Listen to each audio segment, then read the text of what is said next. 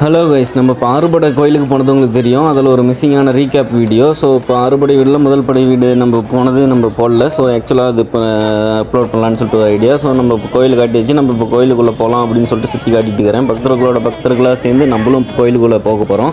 இப்போ என் ஃப்ரெண்டு போகலாமா அப்படின்னு சொல்லிட்டு கேட்குறான். ஸோ ஆக்சுவலாக இப்போ ரெடி ஆகிடுச்சு, உள்ளே போகிறோம். உள்ளே கோயிலுக்குள்ளேயே கடலாம் இருந்தது. அது மட்டும் இல்லாமல் ஓம் சரவண பவான்னு சொல்லிட்டு சாமி கும்பிட்டு முருக வழிபட்டுட்டு அப்புறம் நம்ம ரூம் எடுத்துனோம். ஒரு மண்டபமே எடுத்தாச்சு. சொல்ல போனால் ரெஸ்ட் எடுத்துகிட்டு இங்கே ஃபுட்டு சமைச்சிட்டு இருந்தாங்க. சாப்பிட்டு இப்போ நெக்ஸ்ட்டு பழமுதிர் திருச்சோலைக்கு போகணும். என் ஃப்ரெண்டு நான் கூப்பிட்டேன். அவனும் வந்து என் பக்கத்தில் உட்காந்துட்டு இருக்கிறான். உட்காந்துட்டு அதுக்கப்புறம் இப்போ நம்ம நெக்ஸ்ட்டு பழமுதிர் திருச்சோலைக்கு போகணும். ஸோ ரெஸ்ட் எடுத்துக்க வேண்டியதான்.